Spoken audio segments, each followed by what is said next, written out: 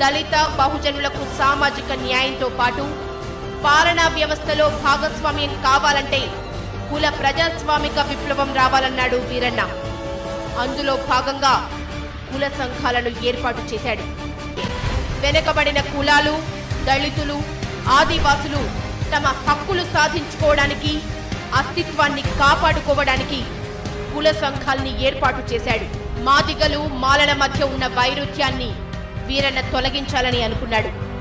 ఈ క్రమంలోనే మందకృష్ణ మాదిగ నేతృత్వంలోని మాదిగ రిజర్వేషన్ల పోరాట సమితికి మద్దతు తెలిపాడు.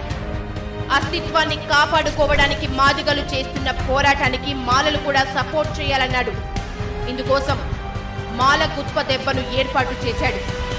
మాదిగలతో మాదిగ దండోరా, లంబాడి హక్కుల కోసం నగారా భేరీ, ఆదివాసుల కోసం తూడుం దెబ్బ, గొల్లల కోసం గొల్లకుర్మ డోల్ దెబ్బతో పాటు చాకలి, కమ్మరి, కుమ్మరి, ఎరుకల, వడ్డెర, పూసల, పద్మశాలి, గౌడ జన హక్కుల పోరాట సమితుల్ని వీరన్నే తొలిసారిగా ఏర్పాటు చేశాడు. ఈ సంఘాలతో అస్తిత్వ ఉద్యమాల్ని నడిపించాడు. మలిదశ తెలంగాణ ఉద్యమంలో సప్పండ వర్ణాలన్నీ ఏకమై పోరాడడానికి ఆనాడు వీరన్న ఏర్పాటు చేసిన కుల సంఘాల నిర్మాణం, అవి కులాల్లో కలిగించిన చైతన్యమే కారణం.